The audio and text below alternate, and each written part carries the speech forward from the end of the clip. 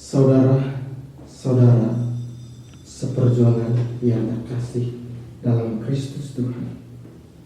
Sebelum saya memulai renungan ini, saya mau menyapa secara hangat bagi kita semua sebagai pelayan yang setia dalam Kristus Tuhan. Tema yang akan saya bawakan pada kesempatan ini adalah contoh pelayanan yang digambarkan oleh Maria dan Marta yang ditunjukkan sebagai prestasi atau relasi. Maria dan Marta adalah sosok perempuan yang juga tampil dalam kisah karya kerasulan Yesus dan murid-muridnya. Maria dan Marta juga sebagai seorang perempuan klasik yang digambarkan oleh penginjil Lukas dan juga ditampilkan dalam Injil lain. Maria dan Marta diketahui sebagai saudari kandung dari Lazarus yang dibangkitkan oleh Yesus dari kematian, yang ditulis oleh penginjil Yohanes pada bab 11. Maria dan Marta juga menjadi teladan bagi para pelayan, terlebih khusus bagi kita yang menjadi calon pelayan Allah. Pelayanan yang ditunjukkan tersebut menunjuk pada dua karakter pelayanan manusia terhadap Allah. Karakter pelayanan tersebut merupakan pelayan manusia yang menunjukkan kerja untuk kebutuhan manusia semata, dan pelayanan manusia yang lebih mengutamakan waktu untuk mendengarkan sabda Tuhan demi memenuhi kebutuhan rohaninya. Saudara-saudara seperjuangan yang terkasih dalam Kristus Tuhan, dalam perjalanan mewartakan kabar sukacita, Yesus dan murid-muridnya tiba di Betania. Di sana Yesus berjumpa dengan dua wanita bersaudara, yakni Maria dan Marta. Dalam menyambut Yesus, kedua saudara ini menunjukkan sikap yang berbeda. Sikap Maria yakni melayani Tuhan, sedangkan Marta sibuk di dapur untuk mempersiapkan makan minum untuk Yesus dan murid-muridnya. Tentu hal yang dibuat oleh Marta tidaklah salah, karena Marta mau menunjukkan penerimaan yang pantas bagi tamu yang datang. Karena seorang tuan rumah haruslah ramah atas tamunya. Marta menunjukkan bakatnya dalam melayani dalam hal duniawi. Akan tetapi bukan itu yang Yesus butuhkan. Marta tampil sebagai tuan rumah yang baik untuk menyambut tamu. Apalagi hubungan keluarga antara Maria dan Marta dengan Yesus diketahui sudah begitu dekat.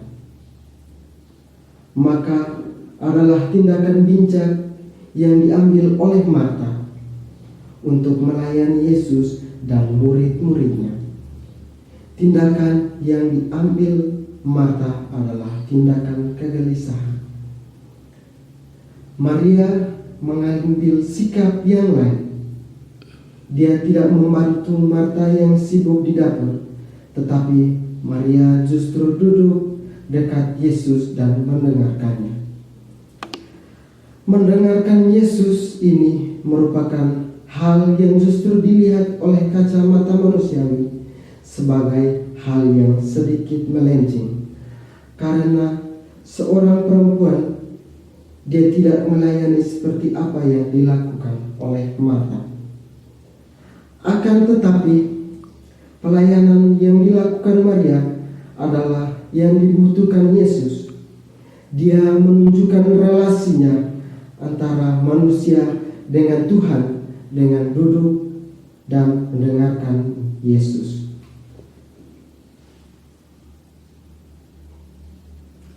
Relasi seperti ini yang dibutuhkan oleh Yesus dalam karya pewartaan dan misinya di bumi. Bentuk penerimaan yang dilakukan Maria baik juga adanya, karena Maria mau melayani Tuhan dengan menunjukkan sikap mendengarkan sabda Tuhan.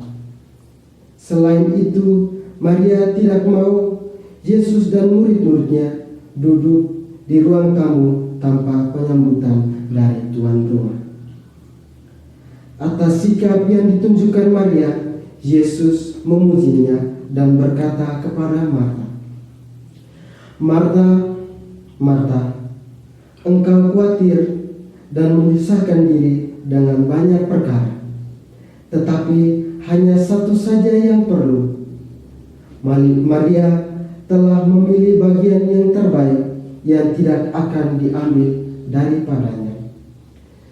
Perkataan Yesus ini membenarkan tindakan pelayanan, duduk dan mendengarkan dari Maria, tetapi tidak mempersalahkan apa yang telah dibuat oleh Marta. Pewartaan terhadap apa yang dibuat oleh Maria dan Marta terkadang dinilai berat sebelah. Tidak jarang orang mewartakan bahwa apa yang dibuat oleh Marta adalah salah dan apa yang dibuat oleh Maria adalah benar.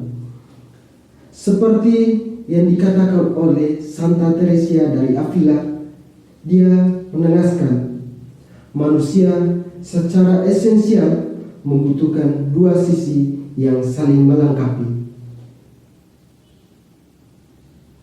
dan menyempurnakan, yakni sisi fisik manusiawi dan sisi rohania spiritual.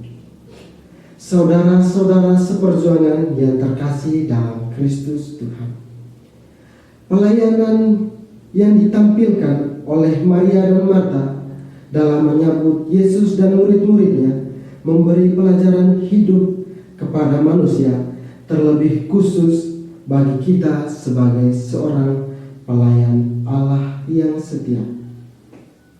Dalam setiap aktivitas, sesibuk apapun kita, janganlah pernah lupa untuk datang kepada Tuhan. Biarkan Tuhan menjamah kita.